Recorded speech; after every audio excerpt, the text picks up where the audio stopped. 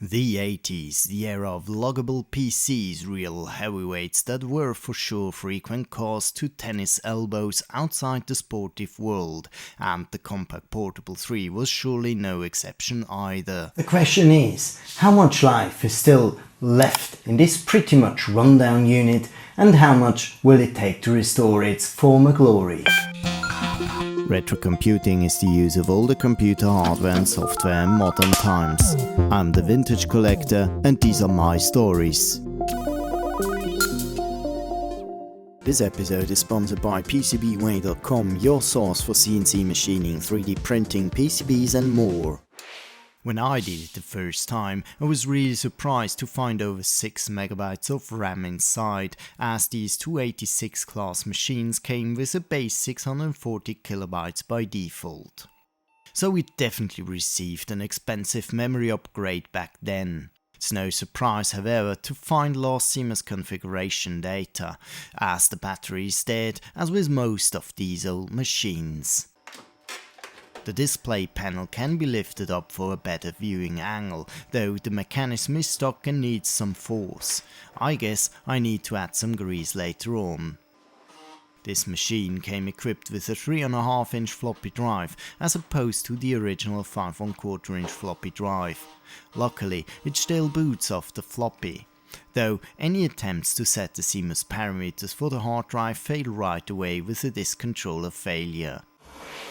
Nothing that can't be fixed, however, I'll be starting with some vacuum cleaning first.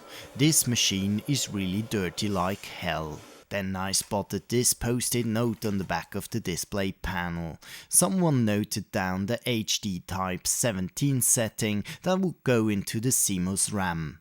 This will come in handy later on, for sure.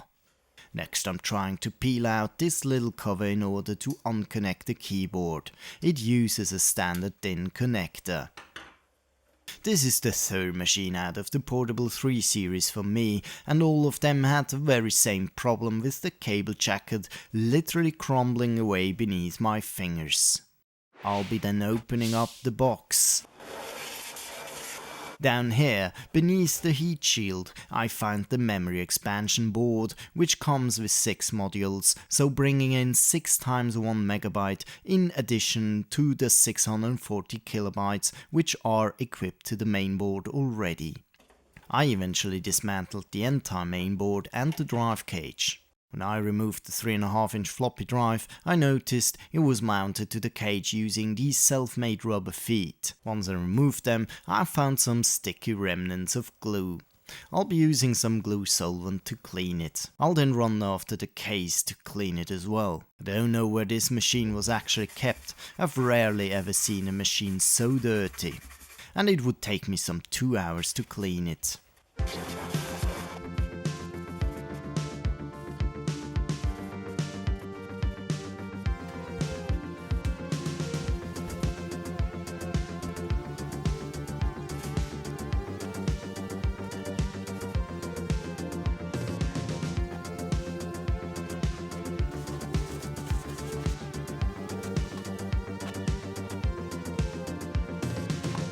Maybe you still remember the shot from the beginning of the video.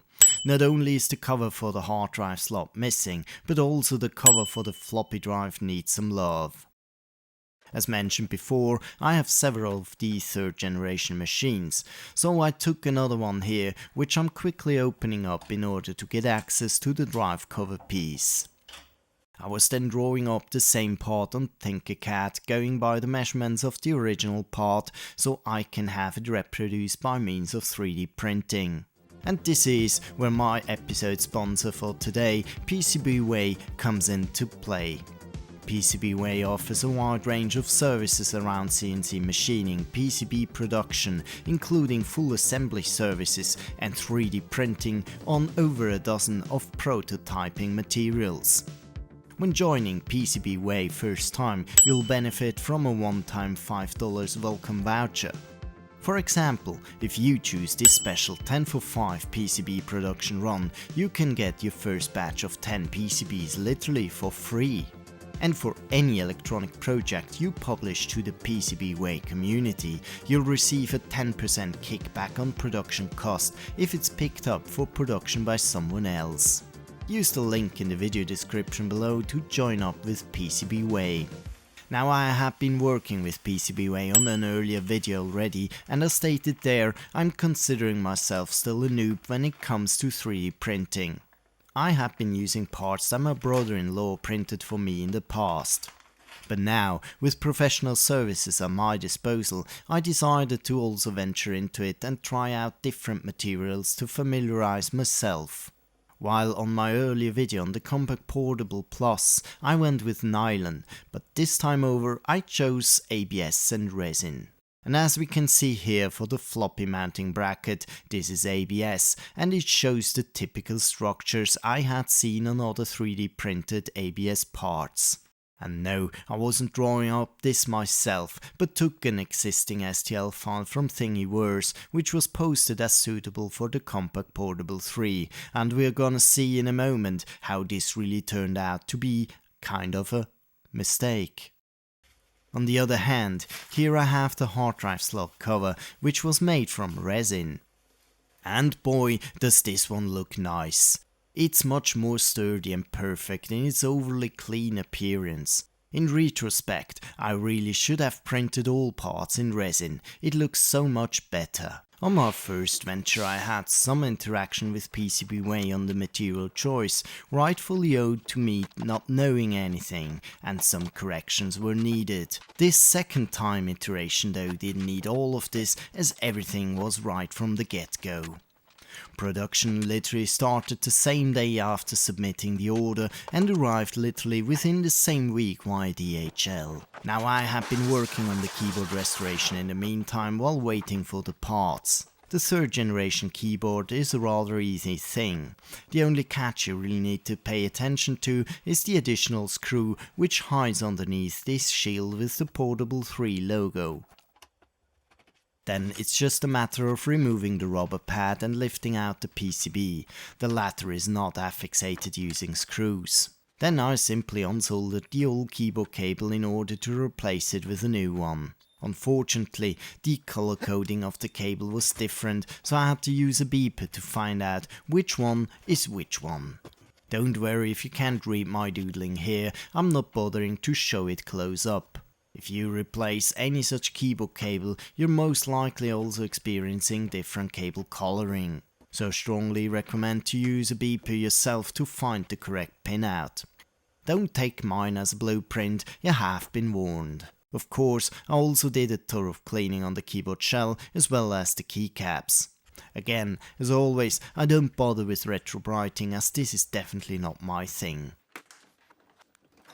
Halfway through the restoration, it came to my mind that I could actually transplant the 5 1/4 inch floppy drive between the two Portable 3 machines. The reasoning is simple, as the machine I already owned before has a defect on the plasma display and the other one has a working display panel plus the additional 6 MB of RAM.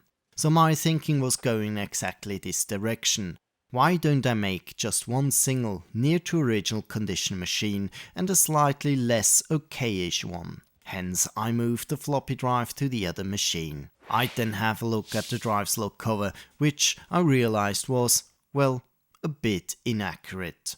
I think I have taken some wrong measurements and I replicated this into the 3D drawing accordingly. Now, some areas don't fully align by just a few millimeters.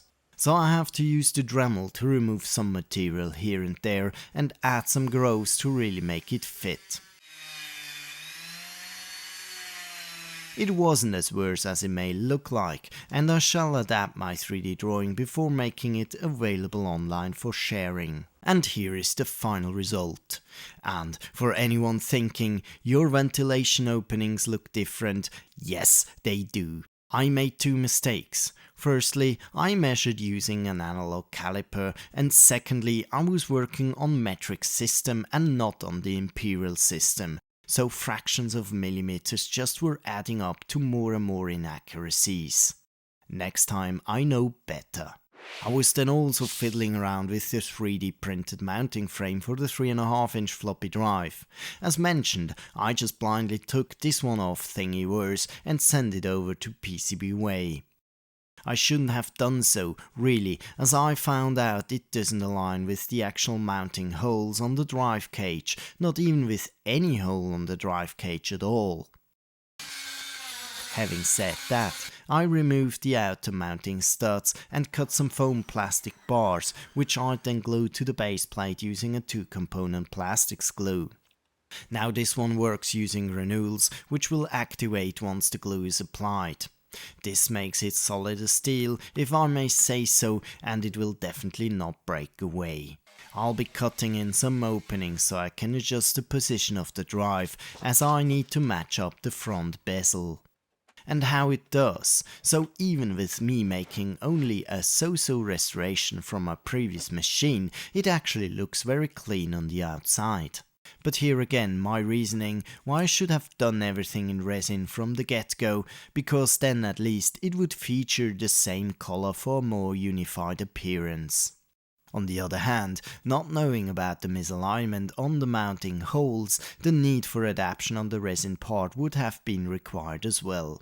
So I'd consider both a test drive for the time, and I should really redo the parts and fix the issues on both models to make them really nice and clean and more accurate.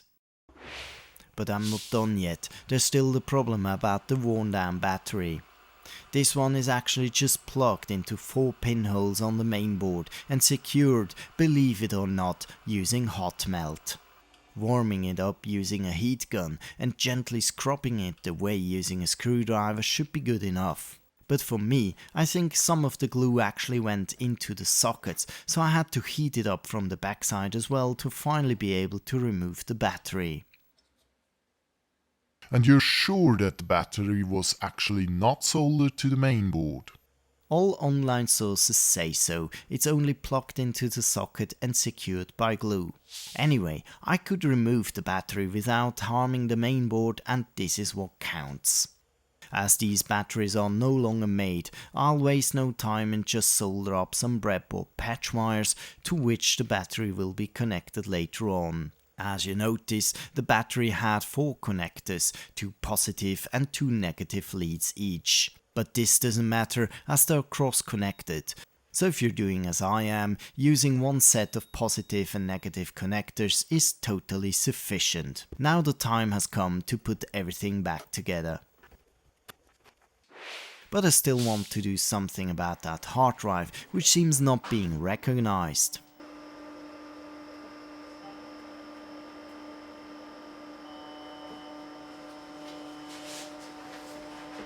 Now, 40 years old hard drives sometimes really are just that, plain dead, so typically replacing them with a compact flash it is. This is also what I did to the other COMPAQ Portable III.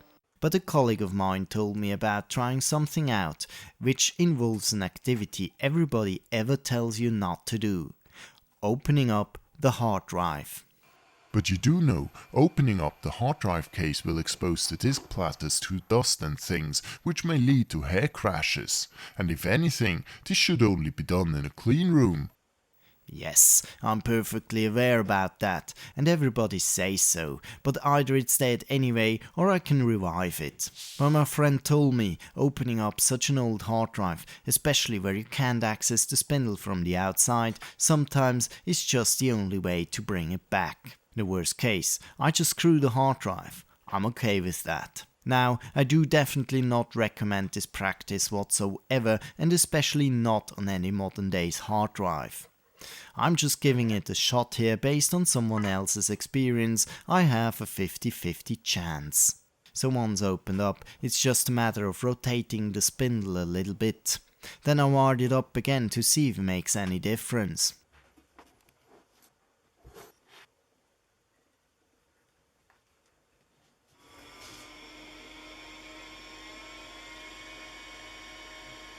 Oh my, you see how it spins up again? I would then immediately cover it up again, but the moment of truth is only to follow. Will it boot? So I'm hacking in the Type 17 drive setting into the CMOS, thanks to that sticky note I found earlier.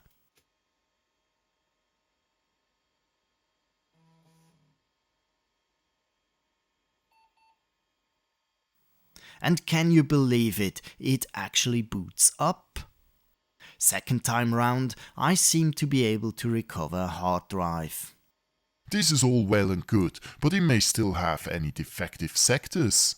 Yes, so I run SpinRite on it to have it find any surface defects. But it didn't find any, so I guess I'm safe to say this hard drive had only a stock spindle, very much like the one I experienced on the earlier COMPAQ Portable Plus video. But in order to be really sure, I'll be running some extended burn-in tests. One more thing, back to the original COMPAQ Portable 3 I already had. While this unit didn't have any issues booting up, mostly because I had the faulty hard drive replaced by a compact flash a while ago, it exposed some issues with the floppy drive not working correctly. We had seen before how badly it was mounted, and it was definitely not a very professional job. In fact, the drive would work if I'd wiggle around with the power connector. So I took the adapter cable out, which plugs into the compact floppy power connector on one end and the Molex connector on the other end, and I found this. Well, this adapter was just tinkered together as it seems. So I replaced it by a new one, and voila, it's now finally working fine.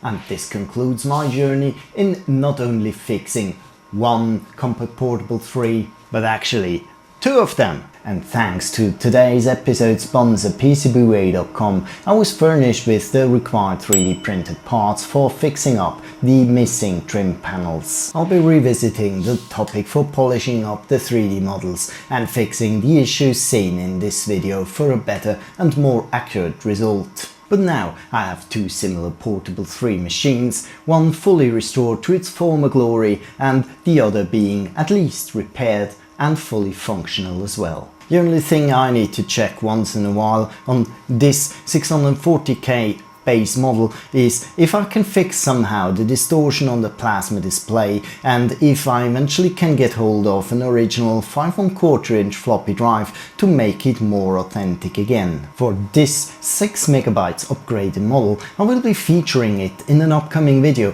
where I want to look into yet another operating system dinosaur of the 80s era, though I'm not gonna tell you yet which one, though feel free to throw your guesses about the operating system into the comments below. I'm the Vintage Collector, and this was my story for today.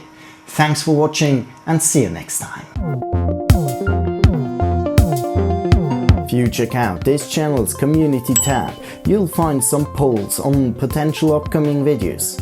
You're very welcome to upvote on upcoming topics or drop in new ones you'd like me to chase down.